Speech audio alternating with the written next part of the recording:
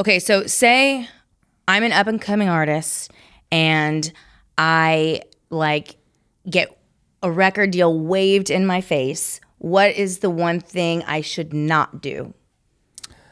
Have rose-colored glasses. I think you need to ask hard questions. A lot of times, the record deal offers are coming now because you have a song that's really streaming well, or something that's going on TikTok where there's a lot of interest in what you have going on. And I don't blame the labels. It's their job is to find what's working and to convince them that your label is better than everybody else's. And that doesn't give them time to really know who you are as an artist. So the dynamic you have to be concerned about as an artist is, does this label have a plan for me beyond this moment that I'm having?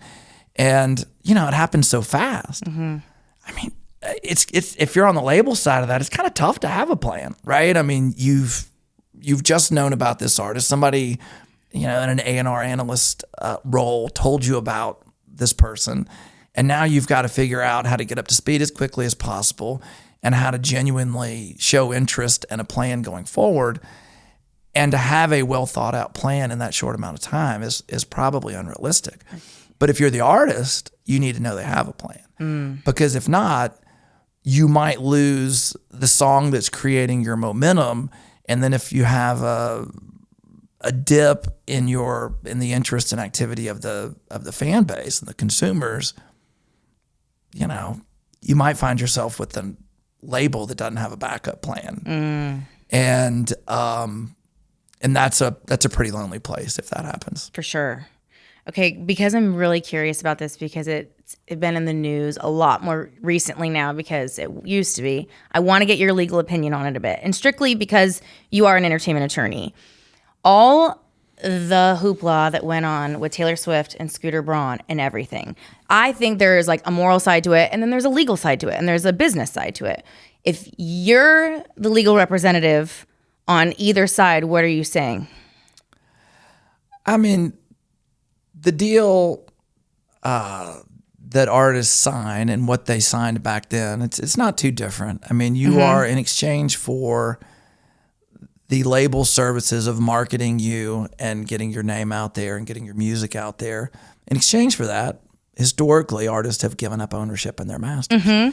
And at that point, it was a transaction. And when she entered into that agreement, who knows when the year was, I can't remember, but that's definitely the norm of what deals were, is that you signed up, the label owned your masters. And who they sold them to or what they did with them at that point was largely out of the artist's control.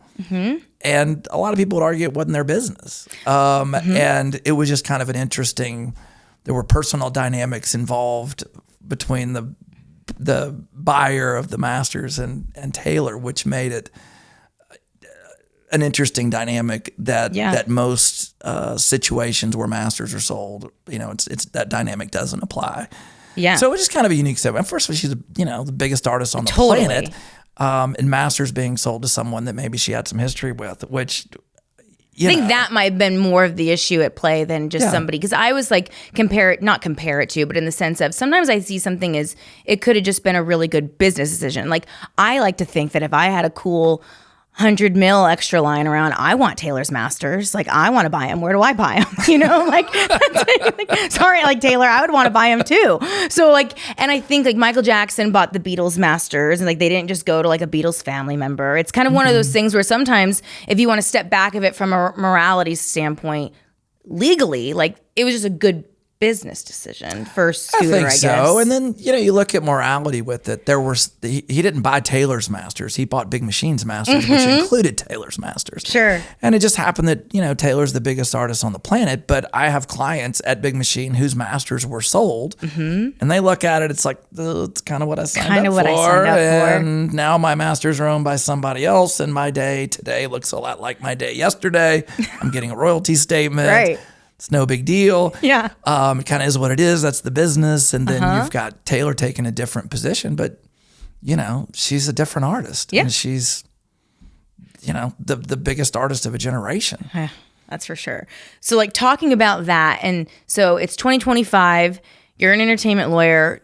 Do you think it's better to own your masters or your publishing? Both. If you could pick one or the other. Well, I put a lot of value on publishers, and especially in Nashville, the way publishers work, they provide a lot of services. If things, if you have the right relationship and you're with the right publisher, they're working really hard to make sure you have the best songs possible. And I look at it, the difference between success and failure for most artists is typically songs. For sure. And you're trying to get started. If you think about artists that you know of now, you can go back and point to a song that started it all. So I look at it, if you're going to try to get in really good shape and compete in a bodybuilding contest, it might be a good idea to get a personal trainer. Yeah.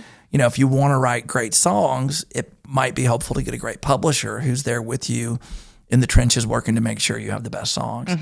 So, to give up ownership in publishing or 50% ownership, depending on what it looks like, to have the right publishing relationship, I think that makes a lot of sense for most artists. Now, if you're already a successful artist, giving up ownership in your publishing may not make sense. If you figured out how to write great songs on your own, which is amazing because most people don't do that. True. But if you have, giving up ownership in your publishing could be a mistake, because a lot of times it's just at that level, if you've had success with masters, it's a financial transaction to give up half your publishing. And if you don't need the money, it could be a mistake to give up your publishing.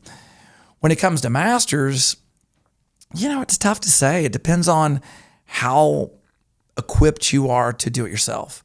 If you are able to have millions of streams on your own without the assistance of a label, probably doesn't make sense to give up ownership in your masters. If you need help, if you're not naturally inclined to market yourself, or you don't have a team that can help market you and you need marketing help, might make sense to give up ownership of your masters so that you have that help. Yeah. Thanks everybody for watching What's Mine is Yours. Make sure to like and subscribe and to check out more of our other videos.